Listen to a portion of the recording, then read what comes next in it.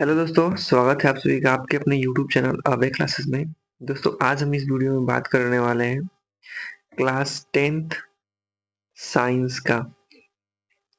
आज हम इस क्लास में बात करेंगे कक्षा 10 के। अगर आप विद्यार्थी हैं और ये विज्ञान का अगर आप बायो पढ़ना चाहते हैं तो क्लास चैप्टर 6 से आज हम स्टार्ट करने वाले हैं। मतलब कि जो भी आपका केमिस्ट्री का लेसन था उसको मैंने समाप्त कर दिया है। पार्ट 1 पार्ट 2 दो वीडियो में बना के। आप चाहें तो डिस्क्रिप्शन बॉक्स में मैं लिंक दे दूंगा या फिर चैनल पे जाके होम पेज में आप सर्च करके खोज सकते हैं।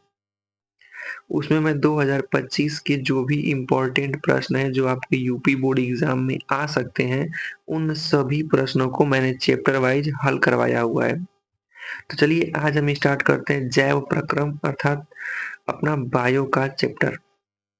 चलिए हर एक प्रश्न को देखना स्टार्ट करते हैं और उसको हल करेंगे।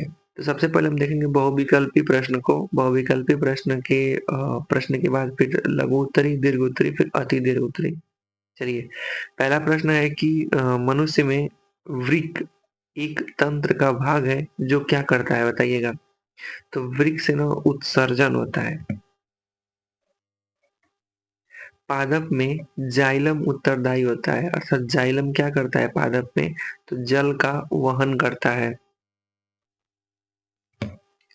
स्वपोषी पोषण के लिए क्या आवश्यक है, कार्बन डाइऑक्साइड, जल, क्लोरोफिल, सूर्य का प्रकाश, तो ये सभी आवश्यक है।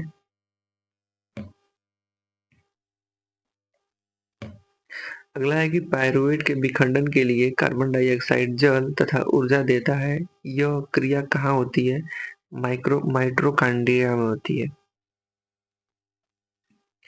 अगला प्रश्न है क्षुद्रांत में प्रोटीन का पाचन किस एंजाइम के द्वारा होता है, तो प्रोटीन का पाचन ट्रिप्सिन के द्वारा होता है, याद रखिएगा, ट्रिप्सिन। श्वसन की प्रक्रिया के दौरान प्रथम चरण में ग्लूकोज कोशिका द्रव के 3 कार्बन अणु में विखंडित हो जाता है। उस अणु का नाम लिखिए, तो उस अणु का नाम है पायरुवेट। मनुष्य के हृदय में कितने कोष्ठक पाए जाते हैं, ये तो सबको पता होगा कि कोष्ठक 4 पाए जाते हैं, आलिंद और नीलय के रूप में। पादप में फ्लोएम का क्या कार्य होता है, तो पादप में फ्लोएम भोजन का वहन करता है, अर्थात जो भोज्य पदार्थ बनते हैं उनको एक स्थान से दूसरे स्थान तक ले जाने का कार्य करता है। मानव रक्त में उपस्थित की मात्रा यूरिया की सामान्य मात्रा होती है 20 mg।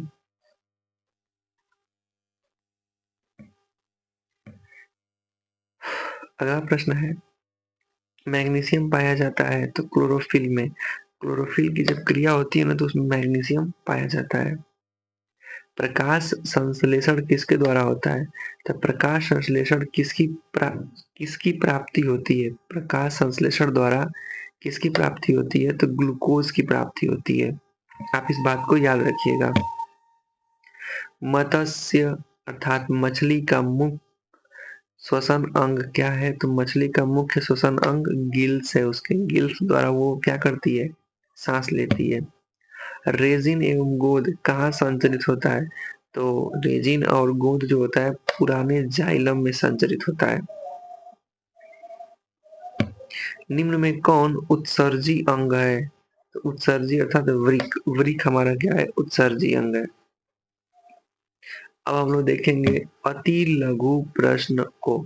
चलिए प्रकाश संश्लेषण की प्रक्रिया में सूर्य प्रकाश एवं क्लोरोफिल की उपस्थिति में कार्बन डाइऑक्साइड एवं जल की अभिक्रिया के पश्चात किस पदार्थ का निर्माण होता है, तो देखिए ग्लूकोज बनता है, ऑक्सीजन बनता है और जल बनता है। आप इस तीनों को याद रखिएगा। अगला प्रश्न है कि पाचन के दौरान अमाशय के माध्यम को अम्लीय बनाने का काम कौन करता है, तो अमाशय को अम्लीय कौन बनाता है, हाइड्रोक्लोरिक अम्ल। अगला प्रश्न है कि पचे हुए भोजन को अवशोषित करने के लिए क्षुद्रांत को कैसे अभिकल्पित किया जाता है, तो क्षुद्रांत के आंतरिक स्तर पे ना अंगुलियों के समान जो संरचना पाई जाती है, जो उसके क्षेत्रफल को बढ़ा देती है। हमारे शरीर में वसा का पाचन कैसे होता है, यह प्रक्रम कहाँ होता है? तो हमारे शरीर में वसा का पाचन अग्नाशय द्वारा स्रावित लाइपेज एंजाइम से होता है और यह क्षुद्रांत में पाया जाता है। किसमें? क्षुद्रांत में।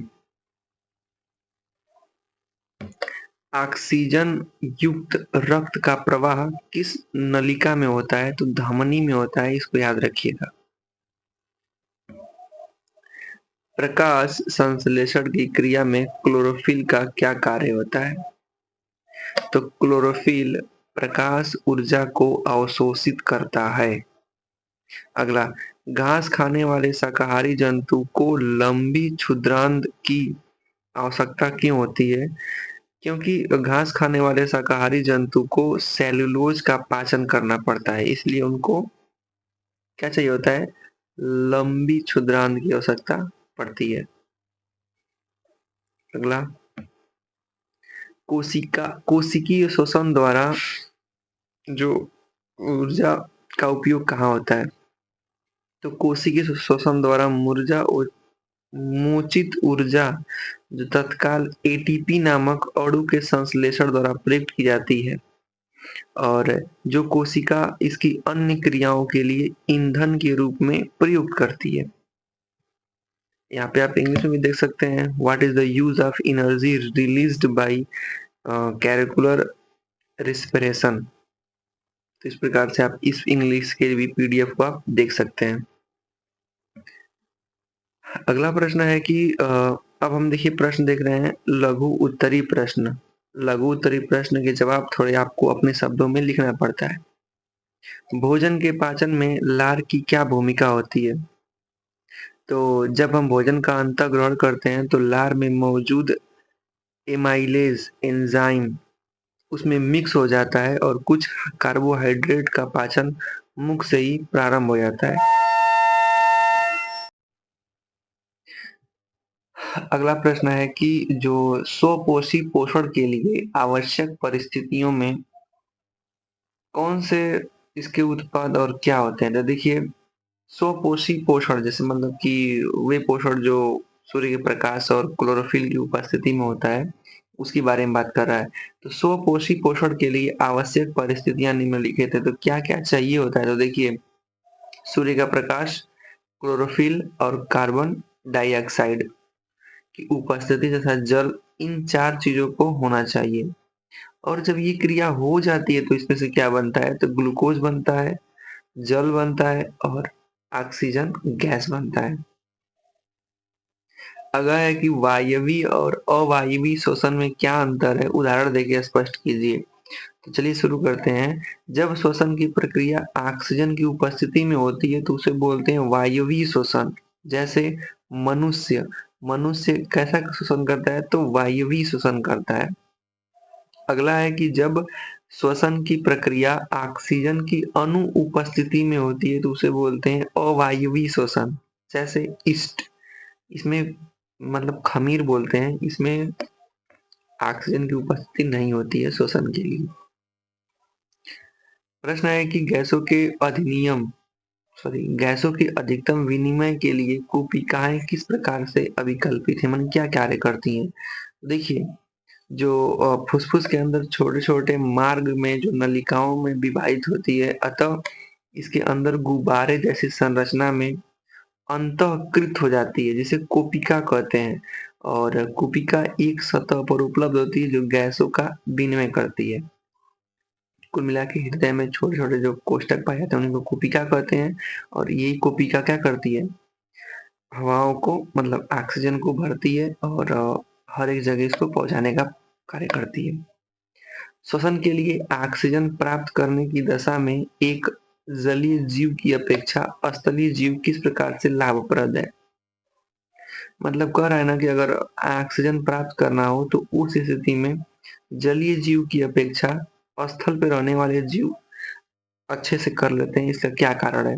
इसका कारण यही है कि जो जल में जीव होते हैं तो जलीय जीव जल में विलेय ऑक्सीजन का उपयोग करते हैं। जैसे मछली को ऑक्सीजन लेना होगा तो जो जल में बनने के लिए H2O है तो उसमें जो ऑक्सीजन है उसका प्रयोग करेगी।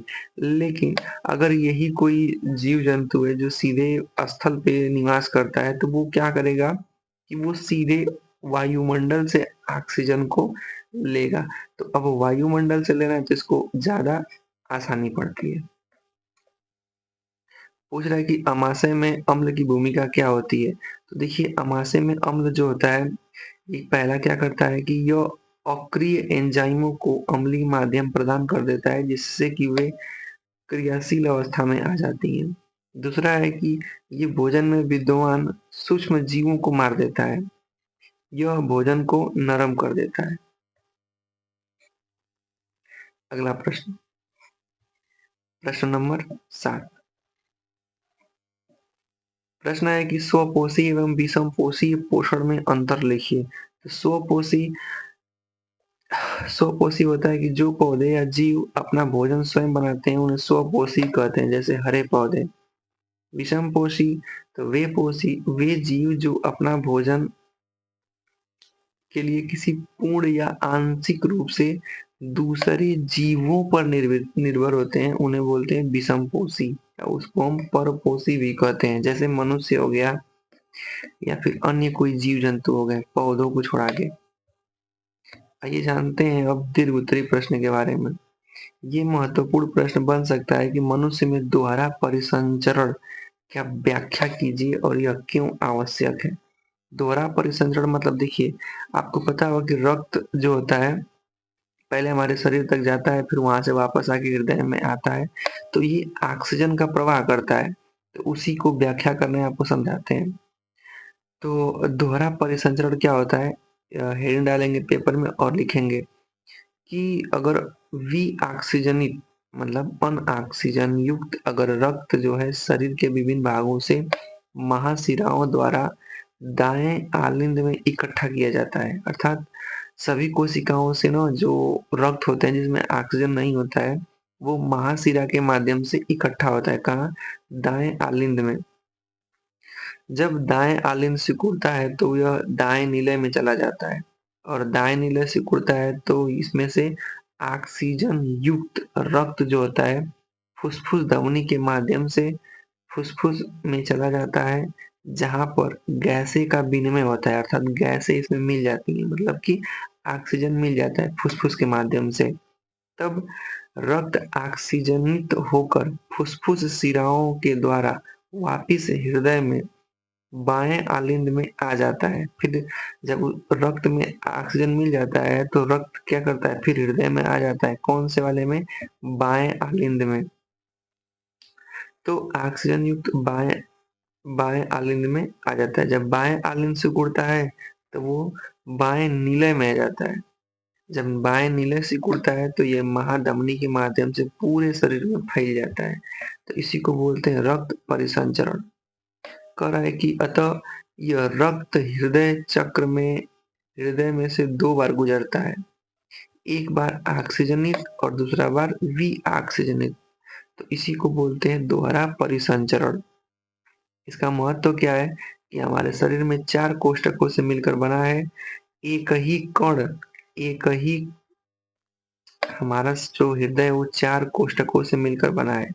इसके ही कारण से हमारे शरीर के सभी भागों को ऑक्सीजनित रक्त वितरित किया जाता है, जिसके कारण से ही कोशिकाएं व ऊतक में ऑक्सीजन का वितरण सही एवं आवश्यकता अनुसार बना रहता है और हमारे शरीर में ये आवश्यक भी है।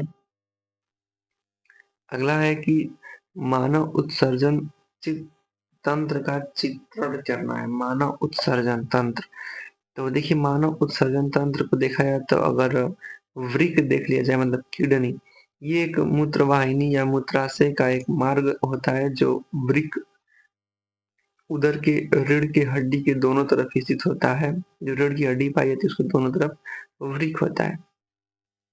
प्रत्येक वृक्क में एक मूत्रवाहिनी मूत्राशय में खुलती है और मूत्रवाहिनियों ये नलियां होती हैं जो मूत्र को वृक्क से मूत्राशय तक लेकर जाती हैं, जहां मूत्र जमा होता है और मूत्राशय बड़ा होता है और हमारे शौचालय जाने तक मूत्र को जमा करके रखता है। मूत्र मार्ग कहलाने वाली नली जो मूत्राशय को जोड़ती है से मूत्र मानव शरीर से बाहर निकल जाता है। तो कुल मिला के जो किडनी होती है ना, ये कुछ इस प्रकार से आप देख सकते हैं यहाँ पे जो किडनी पाई जाती है रीढ़ की हड्डी के दोनों तरफ पाई जाती है। इसमें ये कार्य होता है कि रक्त को छानना और शरीर में जो यूरिन युक्त मूत्र होते हैं उनको इकट्ठा करना। मनुष्य में पोषण के विभिन्न चरणों को लिखना है कि मनुष्य में पोषण कैसे होता है। चलिए हम समझाते हैं आपको। तो देखिए आपको बता दें कि मनुष्य में जो पोषण होते हैं ना, निम्न चरणों द्वारा संपन्न होते हैं। पहला अंतःग्रहण, जब हम अपने भोजन को शरीर के अंदर अर्थात आहार नाल तक पहुंचाते हैं तो उसको बोलते हैं अंतःग्रहण की क्रिया। यह भोजन प्रक्रिया का प्रथम चरण होता है। फिर दूसरा होता है पाचन।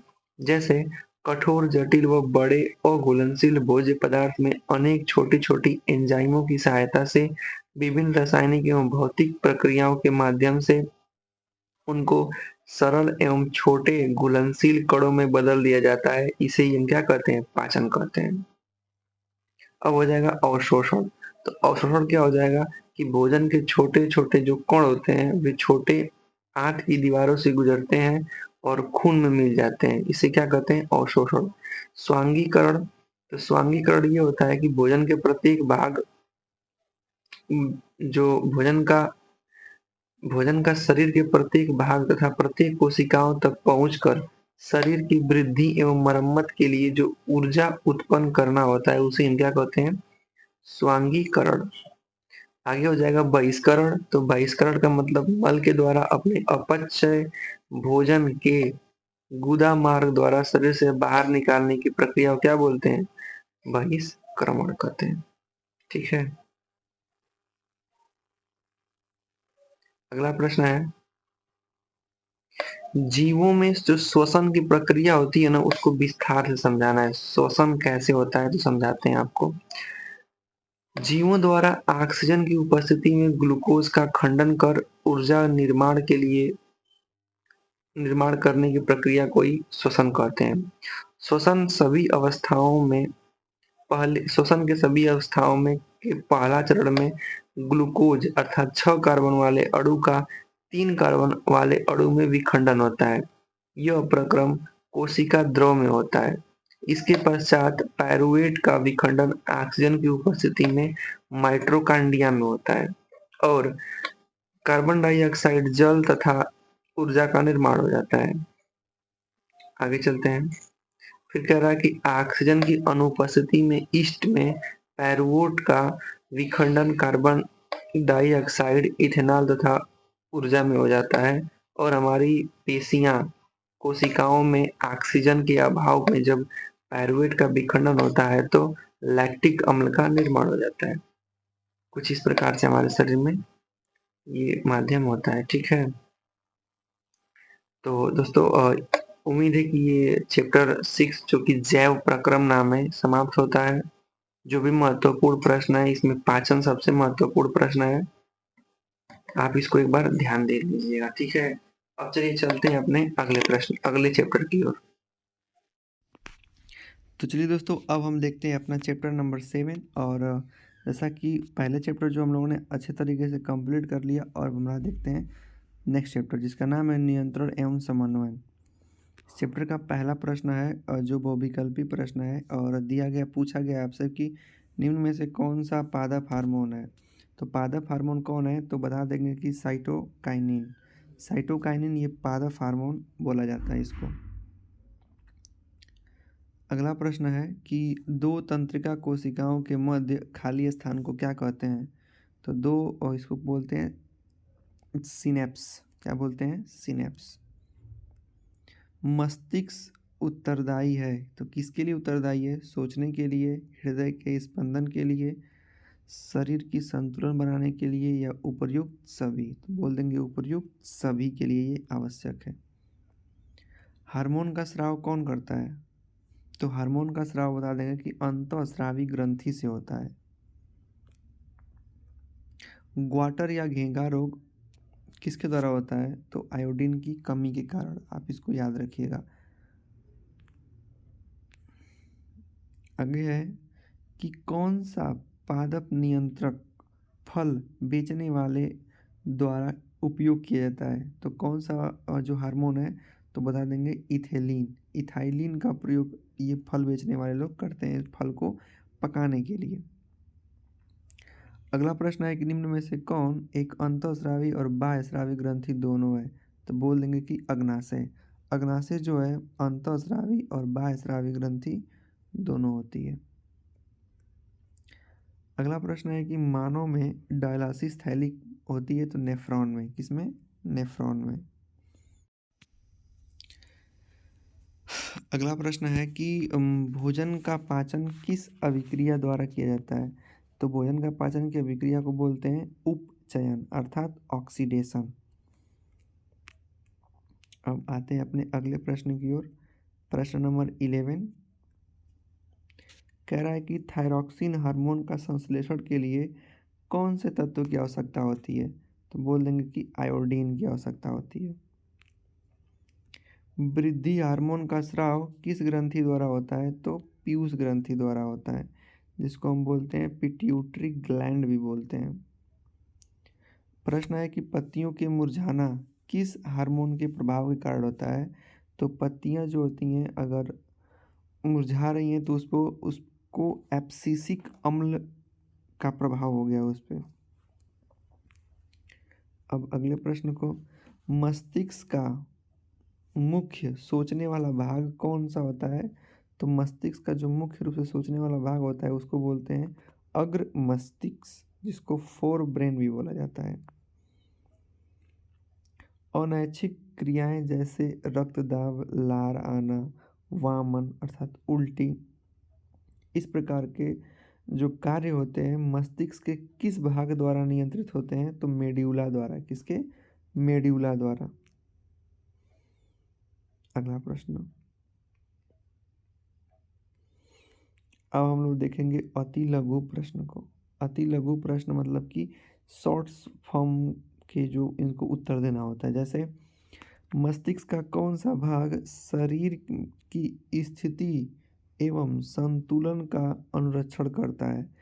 तो मस्तिष्क का अनुमस्तिष्क भाग शरीर के संतुलन को बनाए रखता है।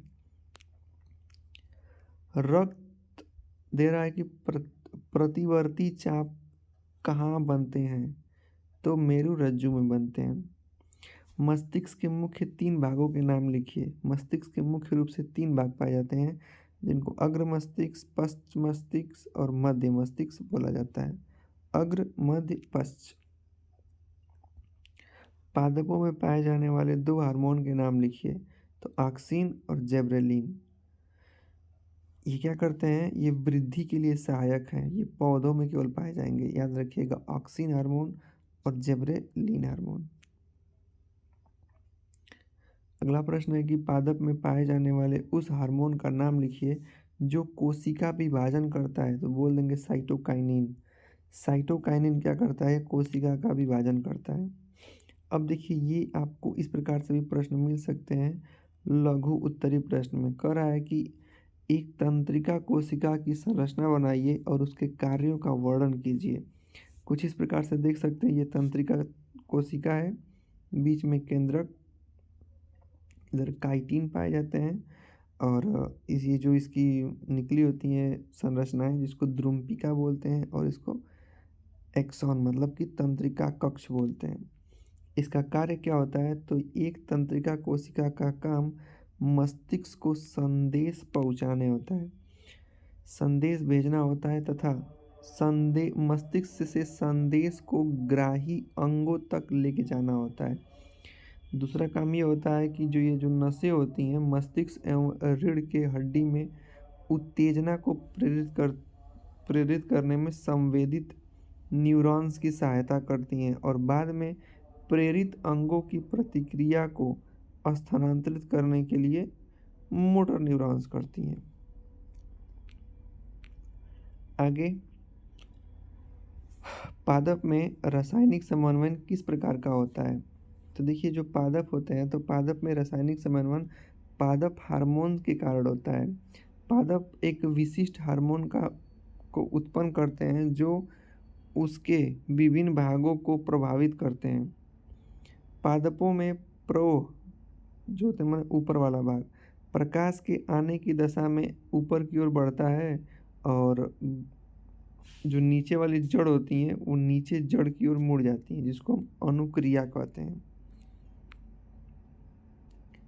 अगला है कि अनैच्छिक क्रिया और प्रत्यावर्ती क्रिया एक दूसरे से किस प्रकार भिन्न है। अनैच्छिक क्रिया जैसे कि बता दें कि अमाशय में पाचन की क्रिया का होना, रक्त की नलिकाओं का विभिन्न पदार्थों का आगमन, पाचक रसों का स्रावन, ये अनैच्छिक क्रिया है ना, जिसको हम कुल मिला के इस पे हम अपना कंट्रोल नहीं कर सकते हैं, ये आंतरिक रूप से होती है। जो प्रत्यावर्ती क्रिया होती है जैसे पलक को झपकाना, छींकना, खांसना इत्यादि क्रियाएं प्रत्यावर्ती क्रिया कहलाती हैं। प्रत्यावर्ती क्रियाओं पर मस्तिष्क का नियंत्रण नहीं रहता है, जबकि अनैच्छिक क्रियाओं पर मस्तिष्क का नियंत्रण होता है, इसलिए ये एक दूसरे से भिन्न होती हैं। प्रत्यावर्ती क्रिया में मस्तिष्क की क्या भूमिका होती है, तो मस्तिष्क जो होता है शरीर का मुख्य संवहन केंद्र होता है, क्योंकि इसको ही बोलते हैं सीपीयू। यह मेरुरज्जु से प्राप्त की गई सूचनाओं पर सोचने एवं उन पर विश्लेषण करने का कार्य करता है। जैसे मान लीजिए कोई अगर शरीर के अंग में कोई भी घटना घटती है तो उसको पहुंचाने का कार्य करता है मस्तिष्क तक मेरुरज्जु, और मस्तिष्क जो निर्णय लेता है तो मेरुरज्जु फिर उसी निर्णय को उस अंग तक पहुंचा देता है। तो कह रहा है मस्तिष्क में प्रत्यावर्ती क्रियाओं के संदेश भेजे जाते हैं और कुछ प्रत्यावर्ती क्रिया सीधे मस्तिष्क द्वारा ही नियंत्रित होते हैं। तीव्र प्रकाश से हमारी आंखों के पुतली का संकुचित हो जाना इसका उदाहरण है, इसको सीधे मस्तिष्क हैंडल करता है। अगला प्रश्न है कि जलानुवर्तन दर्शाने के लिए एक प्रयोग की अभिकल्पना कीजिए। जैसे जल ऊपर की ओर चढ़ता है, इसको बताना है, तो लकड़ी का बना एक डब्बा ले लीजिए, इसमें मिट्टी और खाद का मिश्रण भर दें, इसके एक सिरे पर एक पौधे लगा दें और पौधे में डब्बे के विपरीत दिशा में एक कीप गाड़ दें और पौधे के उसी कीप के द्वारा प्रतिदिन पानी दें। लगभग एक सप्ताह के बाद पौधों के निकट वाली मिट्टी को हटा के ध्यान से देखेंगे तो पौधे की जड़ की वृद्धि उस दिशा में दिखाई देगी जिस दिशा में कीप के द्वारा पौधों की सिंचाई की जा रही थी। यह प्रयोग दिखाता है कि जलानुवर्तन को दर्शाता है। मतलब अगर मान लीजिए कोई पौधा है ना, तो इसका जो जड़ होगा, अगर मान लेते इधर से हम जल इसको दे रहे होंगे तो इसका जो पौधा का जड़ इधर की तरफ अग्रसित होने लगेगा। अगला प्रश्न है कि मेरुरज्जु आघात में किन संकेत के आने में व्यवधान होगा। अगर मेरुरज्जु है तो मेरुरज्जु में प्रतिक्रियाएं एवं प्रतिवर्तित क्रिया या अनैच्छिक क्रिया के लिए आने वाले संकेत का व्यवधान करता है। ठीक है, आगे छुई मुई पादप में गति एवं हमारी टांगों में होने वाली गति में के तरीकों में क्या अंतर है। देखिए छुई मुई जो पादप होते हैं उसको स्पर्श करते ही उसकी जो पत्तियां होती हैं अपने आप को बंद कर लेती हैं, अर्थात वो संवेदनशील होती हैं। पादप हार्मोन के प्रभाव के कारण पादप कोशिका यह क्रिया को प्रत्यावर्तित कर देती है, लेकिन जबकि हमारी टांगों में होने वाली ऐच्छिक क्रिया का परिणाम जो अनुमस्तिष्क के द्वारा संचालित होता है, इसमें तंत्रिका नियंत्रण की सहायता से प्राप्त होता है और वो पौधों के हार्मोन द्वारा। अगला पादप का प्रकाश अनुवर्तन किस प्रकार से होता है, ये हम बताए ही हैं आपको, जल की तरफ बढ़ेगा। एक जीव में नियंत्रण एवं समन्वय के तंत्र की क्यों आवश्यकता होती है, तो बता देंगे कि जीवों में नियंत्रण एवं समन्वय के लिए तंत्र की आवश्यकता होती है क्योंकि पहला, यह शरीर के सभी प्रत्यावर्त को नियंत्रित करता है तथा इसकी पर्यावरण में पर्यावरण के हानिकारक परिवर्तन से सुरक्षा करता है। यह ऐच्छिक गति को नियंत्रण करता है, यह अनैच्छिक गतियों को नियंत्रित करता है, यह जीवों को सोचने, विचारने, विश्लेषण करने तथा निष्कर्ष निकालने, निर्णय लेने में क्षमता प्रदान करता है। यह जीवों को अधिकतम लाभ के लिए उचित प्रकार से प्रतिक्रिया करने के लिए सहायक होता है।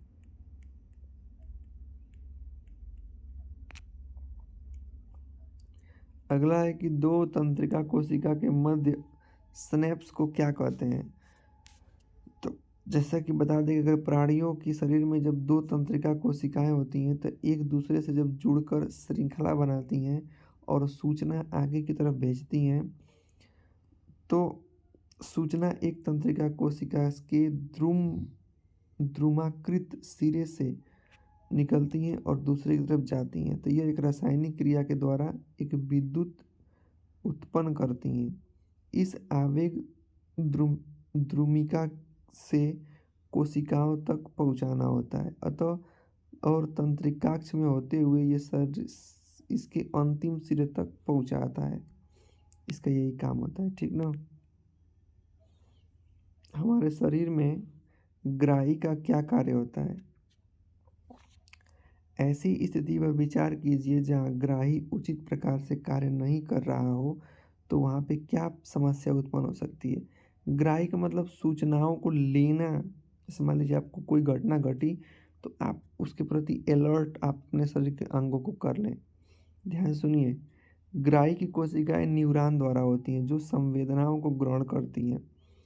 ग्राही का कार्य होता है पर्यावरण में होने वाले परिवर्तन के अनुसार की सूचना ग्रहण करना और उसको उस सूचनाओं को विश्लेषण हेतु प्रतिक्रिया हेतु मस्तिष्क तक भेज देना। यदि ग्राही उचित प्रकार से कार्य नहीं करेगा तो हमारे शरीर में के उद्दीपन के प्रति अनुक्रिया नहीं कर पाएगा। इससे हमारे शरीर को हानि पहुंच सकती है और हमारी मृत्यु भी हो सकती है। तो दोस्तों, इस प्रकार से आपने ये चैप्टर नंबर 7 जिसका नाम है नियंत्रण एवं समन्वय के पूरे प्रश्न को आपने ध्यान से देख लिया। चलिए देखते हैं अब नेक्स्ट चैप्टर को। दोस्तों, अब हम देखते हैं अपना नेक्स्ट चैप्टर जो कि हमारा 8वां चैप्टर है, जो कि चैप्टर का नाम है जीव जनन कैसे करते हैं। आइए इसके बारे में देखते हैं। अब पहले बहुविकल्पी प्रश्न को देखना स्टार्ट करते हैं। तो कह रहा है कि अलैंगिक जनन मुकुलन द्वारा होता है, किसमें, तो ईस्ट में होता है। किसमें, ईस्ट में। आप इसको याद रखिएगा। अगला प्रश्न है, निम्न में कौन मानव में मादा जनन तंत्र का भाग नहीं है, अर्थात फीमेल बॉडी में कौन सा जनन अंग नहीं इसका नहीं है। तो अंडाशय पाया जाता है, गर्भाशय पाया जाता है, डिंबवाहिनी पाई जाती है, लेकिन शुक्रवाहिका नहीं पाया जाता है। पराग कोश में क्या होता है, तो पराग कोश में पराग कण होता है। आप इसको याद रखिएगा। प्लिनेरिया किस विधि द्वारा विभाजन होता है, तो पुनरुद्भवन द्वारा, जिसको बोलते हैं रीजनरेशन। निम्न में से कौन एक लिंगी पुष्प का उदाहरण है, तो पपीता। पपीता में के जो फूल है उसका एक लिंगी होता है। अगला प्रश्न, पराग कणों के पुंकेसर से वर्तिकाग्र तक स्थानांतरण की प्रक्रिया को क्या बोलते हैं, तो परागण बोलते हैं। क्या बोलते हैं, परागण। अंग्रेजी में पॉलिनेशन बोलते हैं। अगला प्रश्न है, एक हार्मोन का नाम लिखिए जो लड़कों में यौन अवस्था के लक्षण को नियंत्रण करता है, तो टेस्टोस्टेरोन हार्मोन। एक ऐसे जीव का नाम बताइए जिसमें बहुखंडन विधि से प्रजनन होता है, तो एक ही हो जाएगा, प्लाज्मोडियम। प्लाज्मोडियम में बहु विधि से खंडन होता है। ब्रायोफाइलम में अलैंगिक जनन किस विधि के द्वारा प्रजनन होता है, तो कायिक प्रवर्धन द्वारा। किसके द्वारा, कायिक प्रवर्धन द्वारा। अगला प्रश्न है,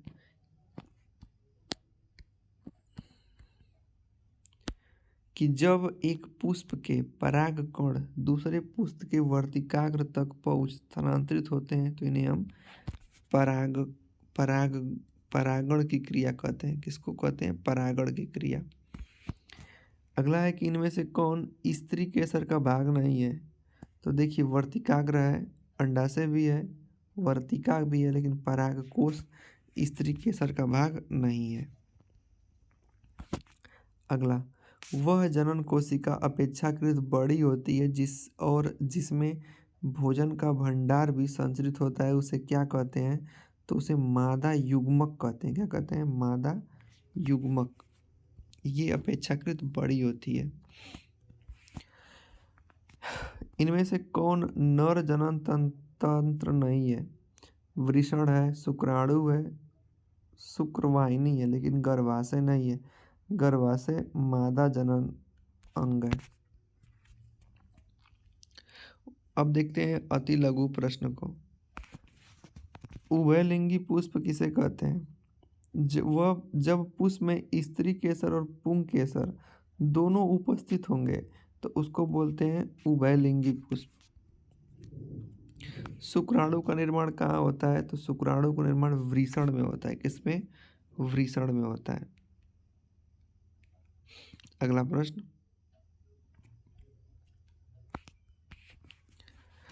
अंड कोशिका का निर्माण कहाँ होता है? तो अंड कोशिका का निर्माण अंडाशय में होता है। मनुष्य में गतिशील जनन कोशिका को क्या कहते हैं? तो मनुष्य में गतिशील जनन कोशिका को नर युग्मक कहते हैं। क्या कहते हैं? नर युग्मक। अगला प्रश्न है कि बीजाणु समासंग विधियों से किस में जनन होता है? तो बीजाणु समासंग विधियों में बीजाणु समासंग विधि से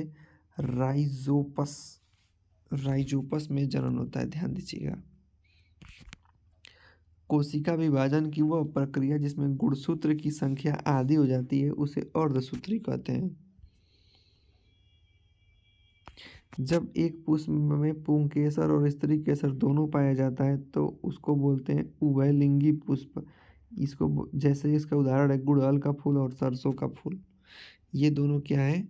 उभयलिंगी पुष्प हैं। स्वपरागण किसे कहते हैं? तो जब परागकणों का स्थानांतरण उसी पुष्प के वर्तिकाग्र पर होता है तो उसे बोलते हैं स्वपरागण।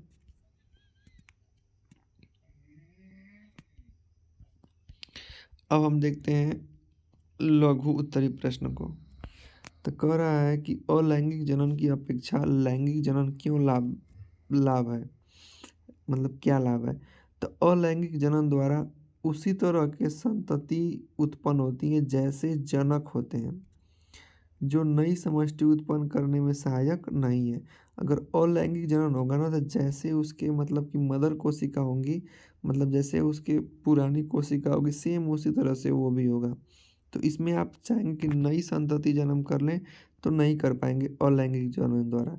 इसके विपरीत अगर लैंगिक जनन होता है तो लैंगिक जनन ना डीएनए प्रतिकृत की सहायता से आप चाहेंगे तो नई समष्टि उत्पन्न कर पाएंगे, इसलिए ये लाभदायक होता है।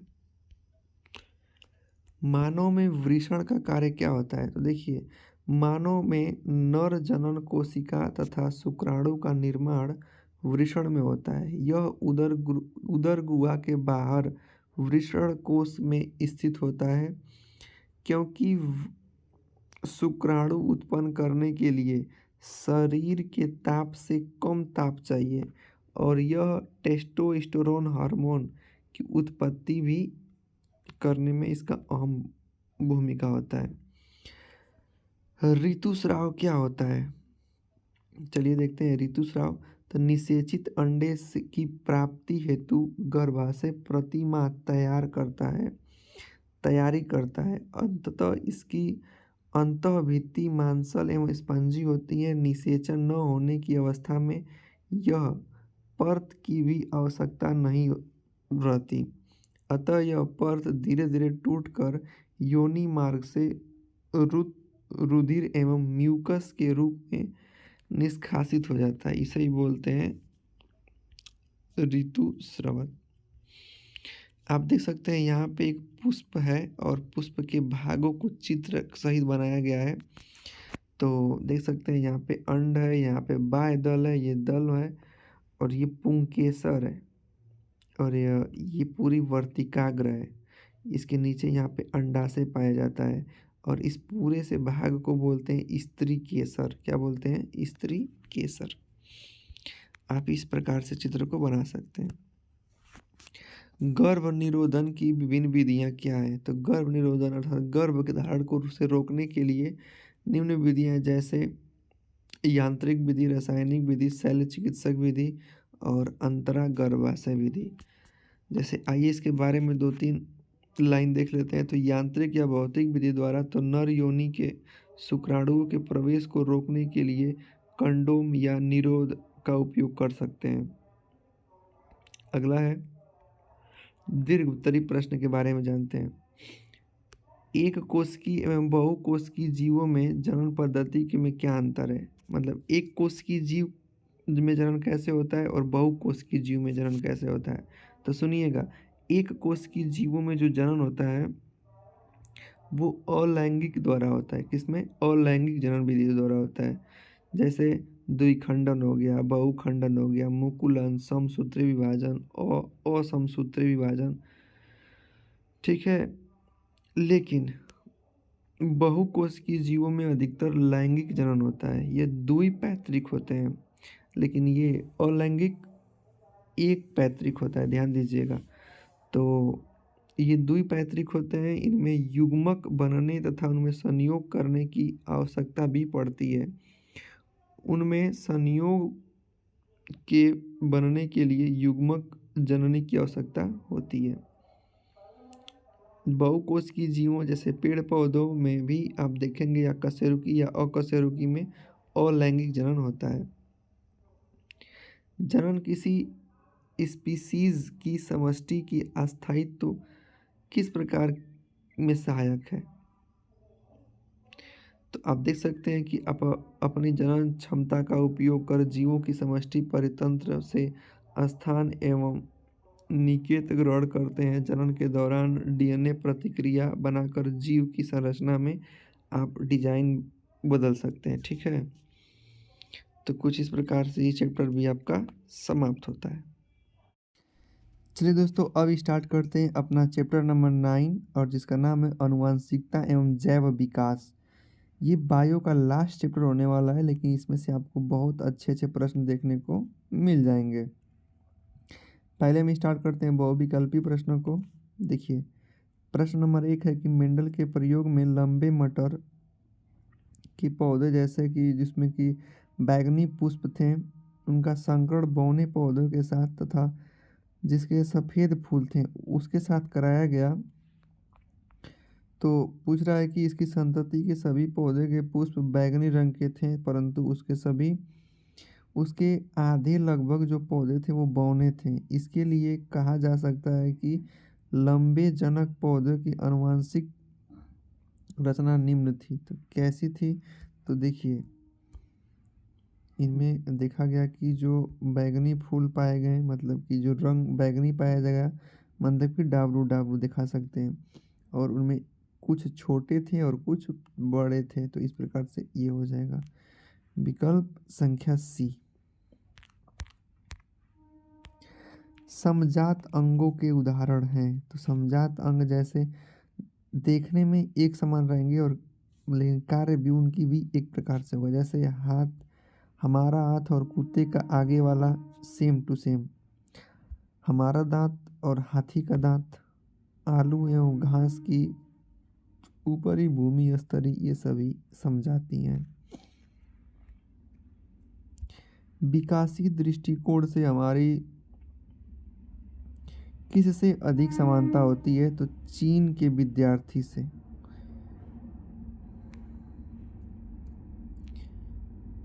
आगे, सब्जी की एक टोकरी में गाजर, आलू, मूली, टमाटर रखे हैं। बताइए कि इनमें से कौन सब्जी सही समजात संरचना का प्रतिनिधित्व करती है? तो सही समजात संरचना में देखने में एक जैसा कौन लगता है? मूली और गाजर लगता है। ठीक है, तो ये बहुत आसान प्रश्न है, आप लोग इसको आसानी से कर भी लेंगे। विविधता माने कि भिन्नता के संदर्भ में निम्नलिखित में से कौन सा कथन सही नहीं है? तो जो सही नहीं है मैं उसी को बता देता हूँ। पहला तो दिया गया है कि अलैंगिक जनन में विविधता की संभावना सबसे कम होती है। सही बात है। अलैंगिक में बहुत कम होती है कि वो अलग प्रकार से पाया जाएगा। अनुवांशिक संगठन में परिवर्तन का कारण विविधता आ सकता है, तो आ सकता है। अगला है कि पर्यावरण परक कारकों द्वारा परिवर्तन का वर्ण विकास की प्रतिक्रियाओं का आधार बनता है, तो सही बात है। तो गलत कौन है? बी विकल्प। किसी स्पीशीज की सभी विविधताओं के बने रहने की संभावना समान हो सकती है, तो ये गलत बात है। अगला है कि मेंडल ने अपना प्रयोग के लिए किस पौधे का चयन किया था? तो साधारण मटर का पौधा पे मेंडल ने अपना प्रयोग किया था। गुणसूत्र पाए जाते हैं, तो गुणसूत्र केंद्रक में पाए जाते हैं। अब हम लोग देखेंगे अति लघु प्रश्न को। तो अति लघुत्तरी प्रश्न देखते हैं। पहला प्रश्न है कि जीव विज्ञान की वो शाखा जिसके अंतर्गत भिन्नता एवं अनुवांशिकता का अध्ययन करते हैं उन्हें अनुवांशिकी कहते हैं, अर्थात जेनेटिक्स बोलते हैं। प्राकृतिक चयन का सिद्धांत किसने दिया था? डार्विन ने दिया था। उन ऊतक में उत्पन्न परिवर्तन अनुवांशिकता नहीं होता है, तो कौन से ऊतक में? तो कायिक ऊतक में। डीएनए का पूरा नाम क्या है? Deoxy ribo nucleic acid. RNA का पूरा नाम क्या है? Ribose nucleic acid. लघु उत्तरी प्रश्न, मनुष्य में बच्चे के लिंग का निर्धारण कैसे होता है? तो देखिए, किसी भी बच्चे का लिंग का निर्धारण इस बात पर निर्भर करता है कि उसके जनकों में से किस प्रकार के गुणसूत्र प्राप्त हुआ है। नवजात बच्चा के लिए पिता के एक्स गुणसूत्र प्राप्त करता है और लड़की होगी जब वाई गुणसूत्र प्राप्त करके बच्चा होता है। देखिए, अगर पिता का एक्स वाई होता है और माता का एक्स एक्स होता है, अगर माता वाला अगर एक्स और इसका एक्स प्राप्त करता है तो लड़की होगी, लेकिन माता का एक्स और पिता का वाई प्राप्त होता है तो क्या होगा? लड़का होगा। अगला प्रश्न है कि जैव विकास एवं वर्गीकरण के अध्ययन आपस में किस प्रकार परस्पर संबंधित हैं? तो देखिए, विभिन्न जीवों के बीच समानता एवं विभिन्नता के आधार पर उनका वर्गीकरण किया जाता है। जो दो स्पीशीज के बीच में उतना ही अभिलक्षण समान होगा, उनका संबंध भी उतना ही निकट होगा। जितना अधिक समानताएं होंगी, उनका उद्भव की भी निकट होगा, अतीत में समान पूर्वज से हुआ होगा। इन सब से ये निर्णय यही निकलता है, ठीक ना। आगे, क्या एक तितली और एक चमगादड़ के पंख को समजात कहा जा सकता है? तो जी नहीं, एक तितली एवं चमगादड़ के पंख को समजात नहीं कह सकते, क्योंकि इसकी आंतरिक संरचना समान होती है परंतु कार्य भिन्न भिन्न हो, उन्हें समजात अंग कहते हैं। लेकिन जैसे देखिए, भले बनावट आपको समान दिखेगा, बनावट क्या होनी चाहिए? समान, माने स्ट्रक्चर इक्वल, लेकिन वर्क ने इक्वल नहीं करे।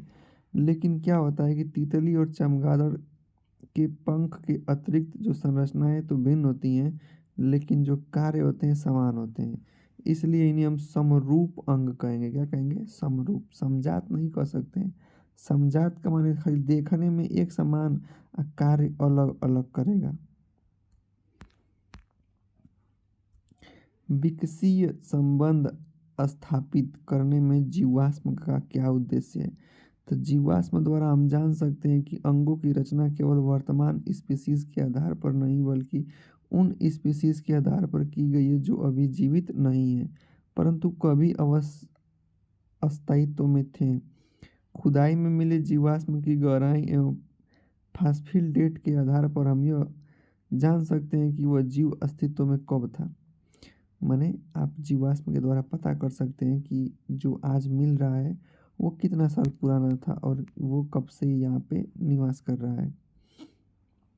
केवल वे भिन्नताएं जो किसी एक जीव के लिए उपयोग होती हैं समष्टि में अपना अस्थायित्व बनाए रखती हैं। क्या आप इस कथन से सहमत हैं?